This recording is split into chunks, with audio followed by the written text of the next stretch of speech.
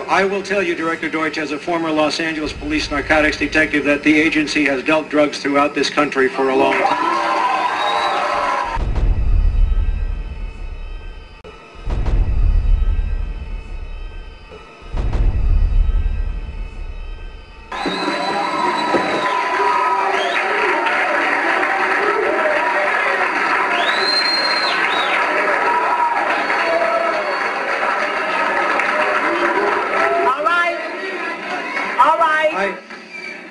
All right, obviously that is an answer for a lot of you. Now can you please? I refer... All right, now can you please?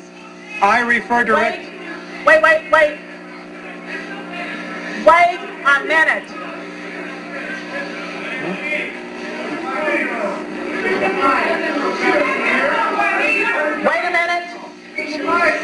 a minute here.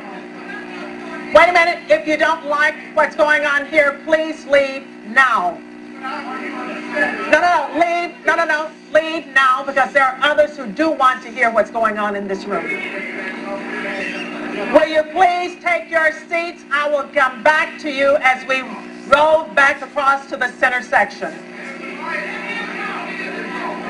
Director Deutsch, I will refer you to 3 specific agency operations known as Amadeus, Pegasus, and Watchtower. I have Watchtower documents heavily redacted by the agency. I was personally exposed to CIA operations and recruited by CIA personnel who attempted to recruit me in the late 70s to become involved in protecting agency drug operations in this country. I have been trying to get this out for 18 years, and I have the evidence. My question for you is very specific, sir. If in the course of the IG's investigations and Fred Hitz's work, you come across evidence of severely criminal activity, let him speak and it's classified, will you use that classification to hide the criminal activity, or will you tell the American people the truth?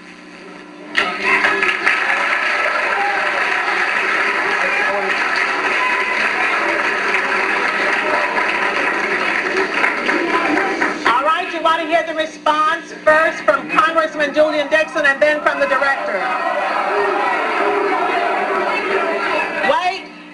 Wait a minute. From your, I'm sorry, sir. I will allow the director to speak first and then Congressman Julian Dixon.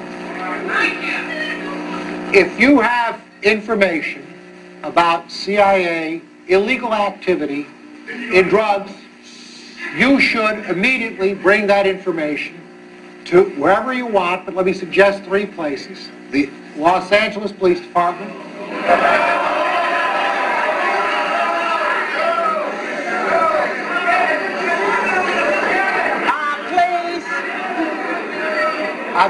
I'm sorry, others want to hear this answer.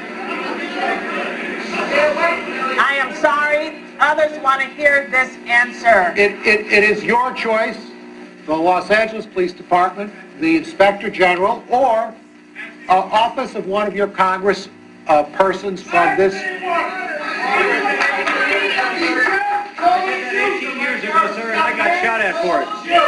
Wait a minute, sir. Wait a minute, sir. And? Sir, you have not gotten the mic yet. You are not.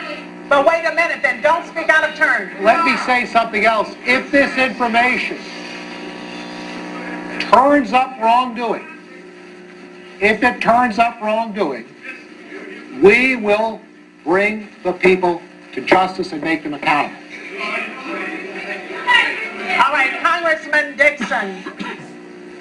Thank you, sir, for coming.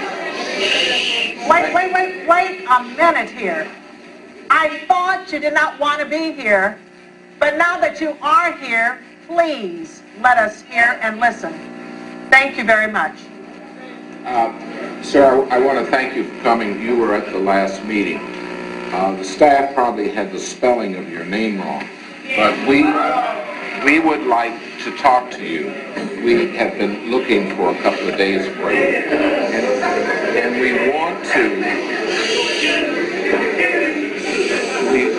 want to make sure that you contact the committee, because obviously you have some valuable information. If you want to give it to me privately, if you want to hand it to that aide where I can contact you this evening, please do it. Don't let us get away without getting a contact for you. If Thank you, I sir. pass it up to him now so everyone can see that I got it, that would be fine. Thank you, sir. And for the record, Please keep the noise down so that we can hear and we can get answers. For the record, my name is Mike Rupert, R-U-P-P-E-R-T. I did bring this information out 18 years ago, and I got shot at and forced out of LAPD because of it. I've been on the record for 18 years nonstop, and I'll be happy to give you, Congressman, anything that I have. Thank you, Mr. Rupert.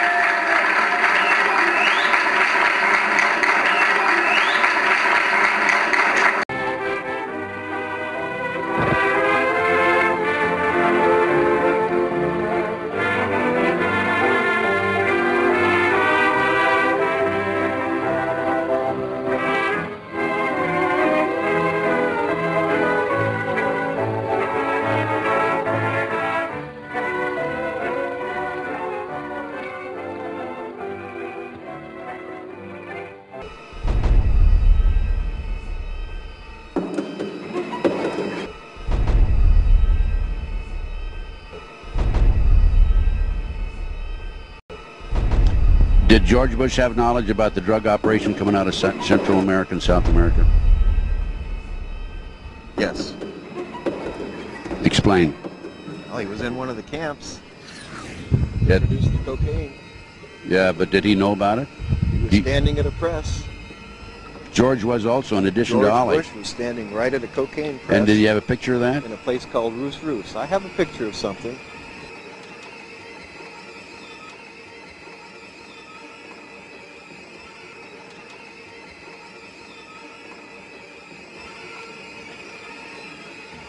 And when that first cocaine was smuggled in on a ship, it may as well have been a deadly bacteria, so much as it hurt the body, the soul of our country. This is crack cocaine. George Bush took a bag of crack to the Oval Office to underline his message about America's drug crisis. It's as innocent looking as candy, but it's turning our cities into battle zones, and it's murdering our children. We face this evil as a nation united. This will be nothing but a handful of useless chemicals. Did Clinton, do you have any direct knowledge that Clinton had, was aware of the drug operation coming into Arkansas? The direct knowledge is that Buddy Young was actually a advisor to Clinton. He was his chief of security, and he was one on board the aircraft, and he was sent there by Clinton to investigate the loss of monies. Additional direct knowledge comes in the fact that one of the people called by Barr was the governor of Arkansas on that SATCOM. He called North, he called the vice president on this 24th of March conversation, and he called the governor of Arkansas and talked to him. So, and governor of Arkansas then was William Jefferson Clinton. In 1982, cocaine trafficker Barry Seal set up one of the largest drug smuggling operations in the United States in Mena, Arkansas, under the approving eye of Governor Bill Clinton. Barry Seal had a bunch of planes and supposedly had pilots. Barry Seal was a drug smuggler. Now, he tried to set it up in his home state of Louisiana, but they wouldn't let him. He had to come to a state that had a sleazy governor hooked on cocaine, and everybody knew it. Yeah, Bill Clinton was hooked on cocaine. They were talking about the enterprise, about the lost monies, and additionally, in earlier years, when I was at Fort Campbell, Kentucky, I actually flew several missions carrying medical coolers again with money and drugs in it into Arkansas. Out of where, Fort Campbell? Out of Fort Campbell. It was delivered to us by the 324th Med Battalion. Out of the South America? Out of South America. They were operating in the South America in Honduras. It was flown by C-130 to Fort Campbell. It was marked medical supplies. Donor organs, this particular one was marked. And we were advised to give it to Dr. Lassiter at Little Rock Air Force Base. So we flew it to Little Rock Air Force Base. I open the coolers. I don't fly a cooler without opening it. I don't fly anything without opening it. Let me tell you why I don't fly coolers without opening them. I was told by Colby earlier that Torrijos died simply because they put a cooler-marked donor organs on his aircraft that blew up in flight. So whenever I see a cooler, I open it. And what did you find in the cooler? We found a large sum of money and 3 kilos of cocaine in one cooler. In the other cooler, we found all cocaine. Those 2 coolers were picked up by Dr. Lassiter, who actually ended up being, as we found out in later years, a man named Dan Lassiter, who was convicted for trafficking cocaine in Arkansas. However, he was pardoned by the then governor of Arkansas, Bill Clinton. And did you have any information that Clinton had direct knowledge of that? No, you flew him into Arkansas. Was Clinton there waiting for it, or was there a limousine there or anything like that? We had to wait over an hour and a half for Dr. Lassiter to show up.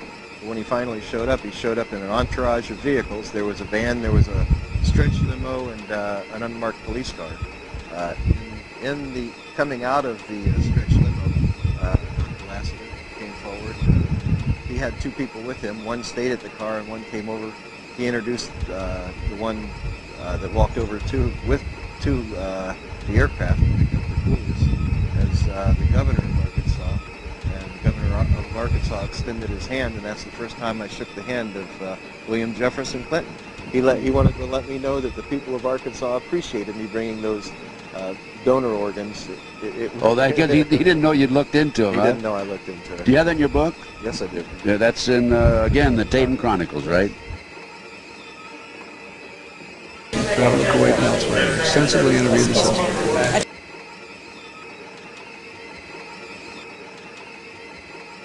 Muy buenas noches. Mayors, judges, journalists, prosecutors, politicians, policemen, soldiers, and citizens like you. Colombia's democracy is under attack. Profits from the drug trade fund civil conflict.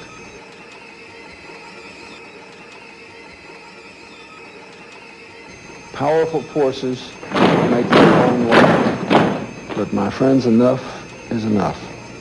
Tomorrow morning I will travel to your country. But please do not misunderstand our purpose.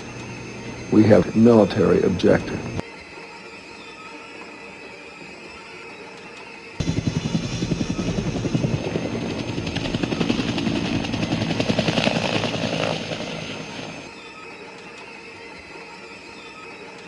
This is a plan about making life better for people.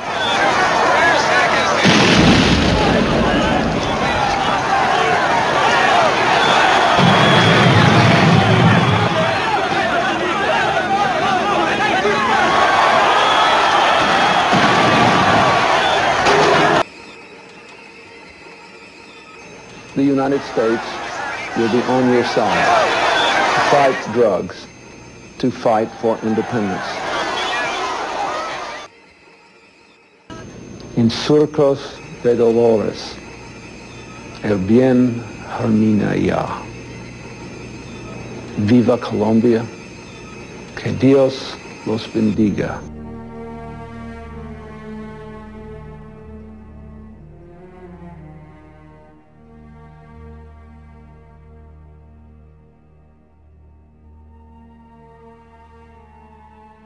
Let's talk about what could be the most explosive issue of this campaign if the mass media would get a hold of it and do something about it, but they're covering it up.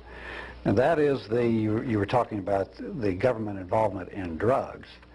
There have been government investigations, there have been private investigations, and we've interviewed a lot of people, ex-CIA people, who have talked about the CIA involvement in drug operations for many decades.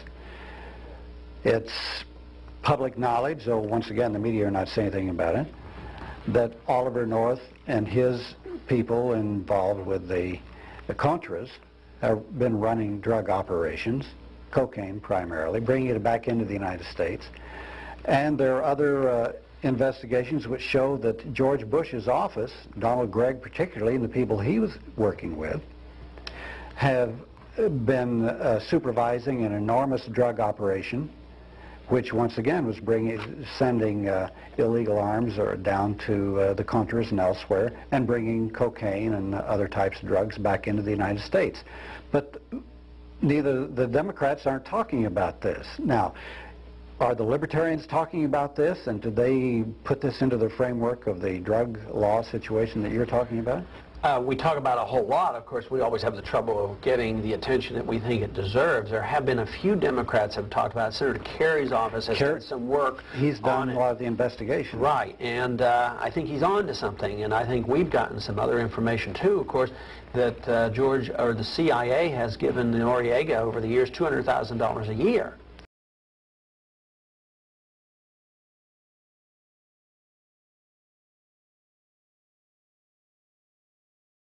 And I think he's on to something, and I think we've gotten some other information too, of course, that the CIA has given Noriega over the years $200,000 a year. Oh, yes. And they kept feeding him money, even when Bush was the head of the CIA. I think George Bush is deep into it, well over his head. Somebody asked me once if I thought George Bush knew about as much what's going on as Ronald Reagan. I think George Bush knew a lot more about what was happening in the CIA, because I think Reagan was probably more removed from it, I mean, just by his own personality and maybe his age or something. But I think George Bush, through his office and through the fact that he was a member of this, head of the CIA, I think he was very, very close to it. He knows exactly what was happening, and I believe the rule that once a CIA member, always a CIA member. CIA activities involving Eugene Hassenfuss date back to the agency's 60s drug smuggling operations in Laos under the infamous Air America Corporation. Following his arrest, Sandinista officials find concealed in his uniform the phone numbers for CIA operatives in Nicaragua, for the National Security Agency, and a direct line to the offices of then Vice President George Herbert Walker Bush. Here we take our head CIA agent and put him, potentially the head of our entire country.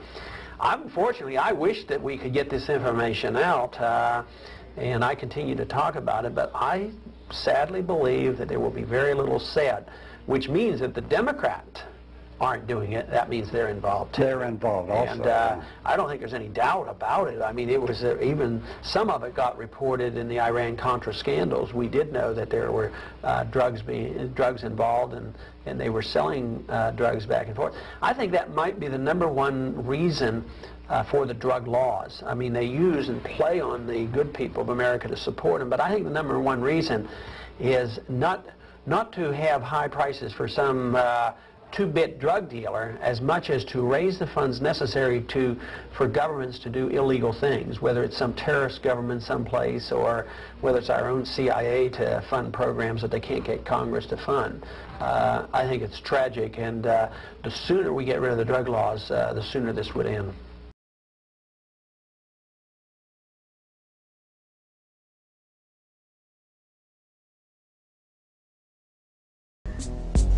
There's a great line in the movie Boys in the Hood where Larry Fishburne is saying, hey man, we don't grow it, we don't own any airplanes, we don't have any laboratories, how does it get here?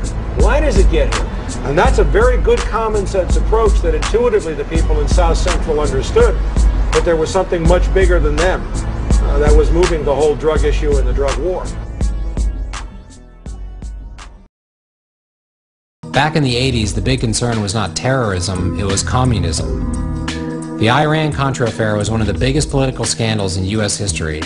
Members of the Reagan administration, headed by Oliver North, engaged in the sale of arms to Iran. The proceeds from these illegal deals were being used to fund the Contras, a right-wing guerrilla group that Reagan referred to as his freedom fighters. The Contras were fighting the Soviet-backed Sandinistas for the domination of Nicaragua. The Iran-Contra is very important in history. We have to remember the fact that Iran-Contra, its mandate was to investigate the sales of missiles to Iran. Former DEA agent Celerino Castillo not only fought in the international effort of the American drug war, he also had the rare opportunity of carrying a camera and recording some of the regrettable actions of the DEA and CIA while they supported President Reagan and Oliver North's Contra movement. George Bush Sr. came to Guatemala on January 13, 1986. And he approached me and asked me what I did there at the U.S. Embassy, what my job description was. And I told him I was a DEA agent working international narcotics investigations. And I told him, look, you know, we have gathered intelligence that the Contras are involved in drug trafficking down in El Salvador. And then he just smiled, shook my hand, and walked away from me. And it was then and there that I knew that my government knew that these atrocities were occurring. They were so concerned about giving the guns to Iran and all that stuff. The question should have been asked about all that cocaine flying back over here. In 1986, on American TV, we were all being fed a steady diet of, we're taking down the surrender flag that has flown over so many drug efforts. We're running up a battle flag. this scourge will stop. But regrettably, back in Central America and in the jungle, I remember down in Central America, we were refueling planes full of cocaine coming into the U.S., and it was a CIA operation being run by the White House. At the same time all of the cocaine from Nicaragua was flowing into the U.S., Freeway Ricky Ross was at his heyday. The average week would at least be $2 to $3 million, almost guaranteed. Some days we would have $2 and $3 million days. After Freeway Rick was arrested, an investigative journalist by the name of Gary Webb uncovered a link that connected him back to the Nicaraguan Contra movement. So I read Dark Alliance. I got a copy personally from Gary Webb himself. And to read the book, it was fascinating for me, you know, to find out that I was connected with the CIA and all these high-powered people up in the government. Ricky Ross was just lucky. He just happened to get a source who was connected to the CIA. For a long time in South Central, the buzzword was that the CIA was selling crack. And I said, no, the CIA wasn't selling crack. The CIA was importing cocaine. Ricky Ross got it, turned it into crack, and he sold it. According to Gary Webb's Dark Alliance, when Danilo Blandón was displaced from his home country of Nicaragua, he set off to America to raise money to aid the Contras in ridding his home from the invading Sandinistas. When Ricky Ross was introduced to Blandón, Blandón was in a position to create a pipeline of cocaine that he in turn gave to Ricky Ross on consignment. Which I like the sound of that, you know, because I was always trying to get to the top anyway. Suddenly, some major sources opened up for him. Danilo Blandón, Norwin Meneses, both of whom were tied to the CIA and the Contras, and Gary Webb did a masterful job of breaking those stories and proving with documents that that was the case. Whatever we were running in LA, the profit it was going to the Contra Revolution. I started doing a little research on my own, and I read a little bit about Oliver North and the Contras, because I never knew what the Contras was before. There's ledgers of Oliver North and them actually transporting the cocaine to our country. There's film. Every piece of document that's possible. Talk about being in the wrong place at the wrong time. First-time dealer and former Crip Leroy Chico Brown was arrested with Rick. Chico walked into a DEA sting operation that was set up to capture and imprison Rick in trade for Rick's old partner, Danilo Blandón. How could this be possible? Then we reading through the documents, and then that's when Gary Webb started explaining it to us, and we was like, everything came together now. One of the most paramount moments, perhaps caused by Gary Webb's Dark Alliance, took place in November of 1996. It was a monumental historic event. I mean, the director of the Central Intelligence Agency was coming to Watts to face the people. Now, we all know that the U.S. government and the CIA supported the Contras in their efforts to overthrow the Sandinista government in Nicaragua in the middle 80s.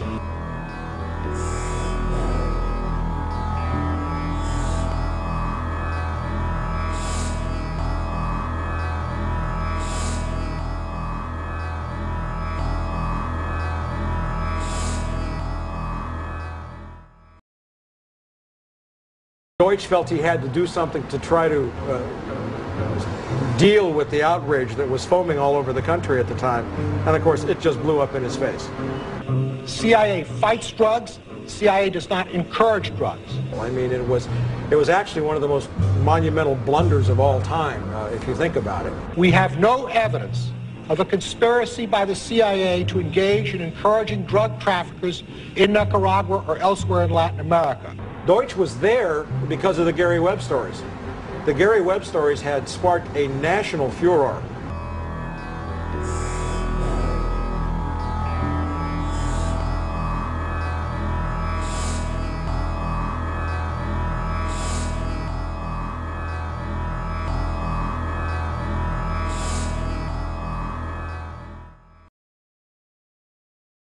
I would like to have Richie Ross's brother to speak, please. The United States government turned their head and let this cocaine come into the United States of America. Allow Gary Webb to have full access. This whole thing is orchestrated. It was near pandemonium. It was about, I guess, 1,200 people in a standing room only in the auditorium, 2,000 people outside listening on loudspeakers. And it was very hard to keep control. I got called on finally, and I said to her very clearly, I was looking right at Deutsch. I am a former Los Angeles police narcotics detective, and I work South Central Los Angeles, and I will tell you, Director Deutsch, that the agency has dealt drugs throughout this country for a long time. And I was able to name operations. Director Deutsch, I will refer you to 3 specific agency operations known as Amadeus, Pegasus, and Watchtower. I have Watchtower documents heavily redacted by the agency. I was personally exposed to CIA operations and recruited by CIA personnel who attempted to recruit me in the late 70s to become involved in protecting agency drug operations in this country. He stumbled and stammered and wrung his hands. If you have information about CIA illegal activity in drugs, you should immediately bring that information to wherever you want, but let me suggest 3 places. The Los Angeles Police Department. And of course my response was, I started there 18 years ago, sir, and they tried to kill me. Now what do you want me to do? If this information turns up wrongdoing, we will bring the people to justice and make them accountable. The crowd started chanting, we told you, we told you, we told you. And it was a great moment of unity. And it was a healing moment for me, because I'd been out alone for 18 years and didn't really know that kind of support was there for me either. The average person in South Central Los Angeles did not know anything about really how the CIA worked. They had an intuitive sense. That you have a private network run by George Bush and Ollie North, not the CIA.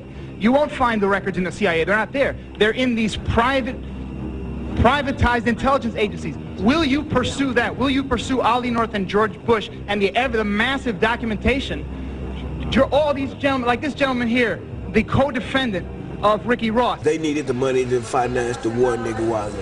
They had the link. We know that from records now that they sent Blandon, who was a CIA operative, CIA, to school for marketing the product which we now know is cocaine. Me and Ricky Ross is waiting to get sentenced Tuesday. And what a judge gonna say to us come Tuesday? May I just say that the question which was asked of us by the judge was Ricky Ross ever an agent or a contract employee? I already knew that from the beginning of dealing with Danilo Blandon that he was sending supplies and things of that nature, computers and guns to Nicaragua to fight a war. Ricky had already served a 5.5-year sentence for dealing crack, but was now given a second 20-year sentence after being set up by his former partner Blandon.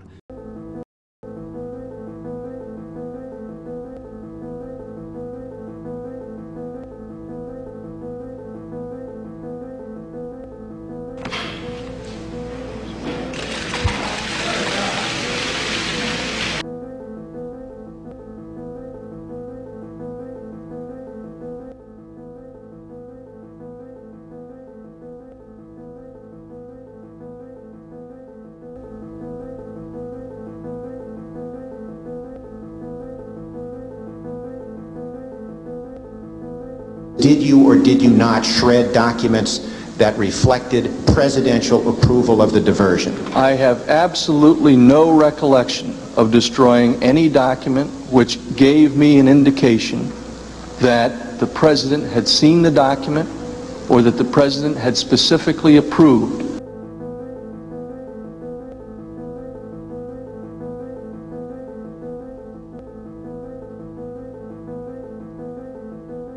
on this developing story is A Host of War Stories. By the way, author, now brand new bestseller, American Heroes, which I think is the finest book you've done, Colonel, with all the pictures. Everywhere I go, people are asking me about it. Great book. What, 300 pictures? Great story. Congratulations on the bestseller list. Signed about 1,100 of them here today at the 137th.